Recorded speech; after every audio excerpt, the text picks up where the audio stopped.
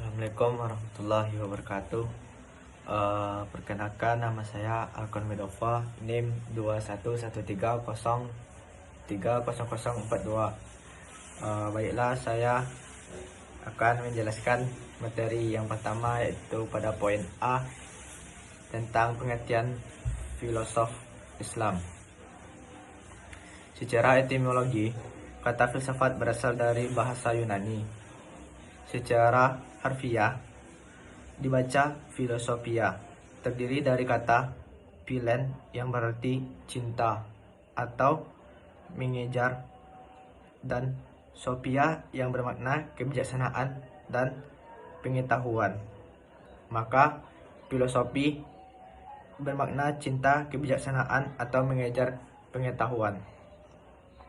Menurut Georgi N.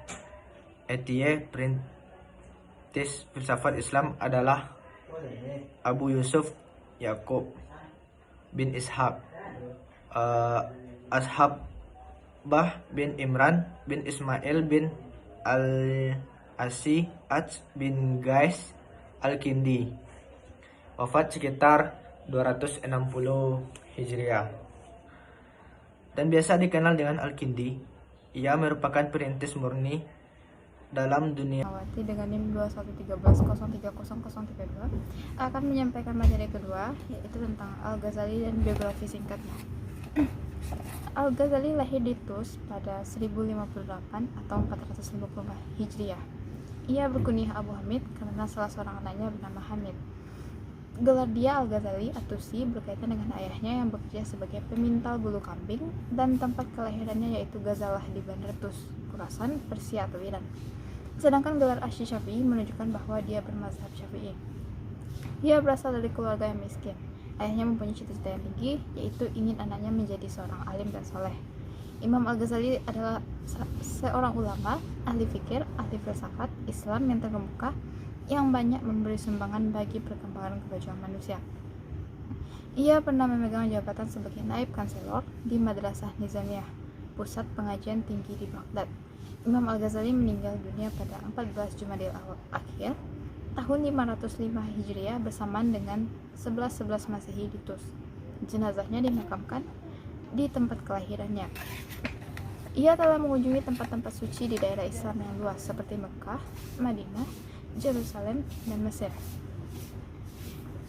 Ia terkenal sebagai ahli filsafat Islam yang telah mengharumkan nama ulama di Eropa melalui hasil karyanya yang sangat bermutu tinggi. Sejak kecil, dia telah dididik dengan akhlak yang mulia. Hal ini menyebabkan dia benci kepada sifat ria, megah, sombong, takabur, dan sifat-sifat tercela yang lain. Ia sangat kuat beribadat, wara, zuhud, dan tidak gemar kepada kemewahan, kepalsuan, kemegahan, dan mencari sesuatu yang dapat mencari ridho Allah Subhanahu wa Ta'ala. Karya-karya Imam Al-Ghazali di bidang tasawuf, yang pertama itu Ihya Ulumuddin, merupakan karyanya yang terkenal. Yang kedua, Kimia As-Sa'dah atau Kimia Kebahagiaan. Yang ketiga, Misikah Al-Anwar atau The Night of Lights. Yang kedua yaitu filsafat. Yang pertama, Maqasid Al-Falasifah. Yang kedua, Tahafut Al-Falasifah. Buku ini membahas kelemahan-kelemahan pada filosof masa itu, yang kemudian ditanggapi oleh Ibnu Rushdi dalam buku Tahafut Al-Tahafut. Yang ketiga yaitu fikih. Yang pertama, Al-Mustasfa bin Al-Usul. Yang ketiga yaitu logika. Yang pertama, Miyar Al-Alm atau The Standard Measure of Knowledge. Yang kedua, Al-Qistas Al-Mustaqim. Yang ketiga, Niha Al-Nazar fi Al-Mantiq. Sekian materi kedua dari saya. Selanjutnya, Assalamualaikum warahmatullahi wabarakatuh. Sebelumnya perkenalkan, nama saya Susi Susanti dengan NIM 2113030019. Baiklah, saya akan menyampaikan bagian C, yaitu tentang pemikirannya tentang ilmu dan ketuhanan. Hasil penelitian menunjukkan bahwa konsep ilmu menurut Al-Ghazali adalah jalan menuju hakikat. Dengan kata lain, agar seseorang sampai kepada hakikat itu haruslah ia tahu atau berilmu tentang hakikat itu.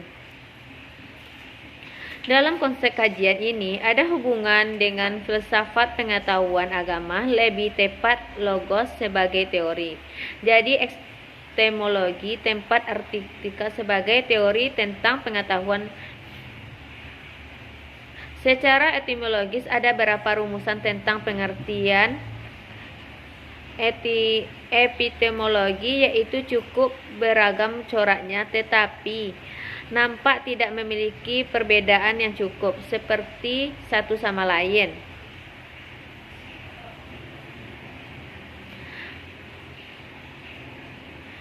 Al-Ghazali mengikuti tiga alat-alat itu memiliki daya yang berbeda-beda dalam memperoleh ilmu sehingga hasilnya pun berbeda-beda tingkat ilmiahnya.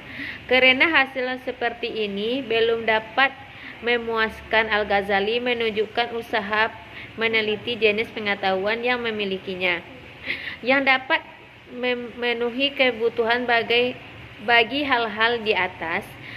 Ia pertama tercamam jarak keraguan antara pengetahuan yang diperolehnya dari mereka yang meyakinkan karena wewenang penguasa dengan pengetahuan yang diperoleh dari akal atau indera. Al-Ghazali seluruh bagian dari pengetahuan yang diketahuinya, dan ketika itu ia menentukan batas-batas pemikiran sebagai satu instrumen pengetahuan. Baiklah, sampai di sini penyampaian materi dari saya. Saya ucapkan assalamualaikum warahmatullahi wabarakatuh.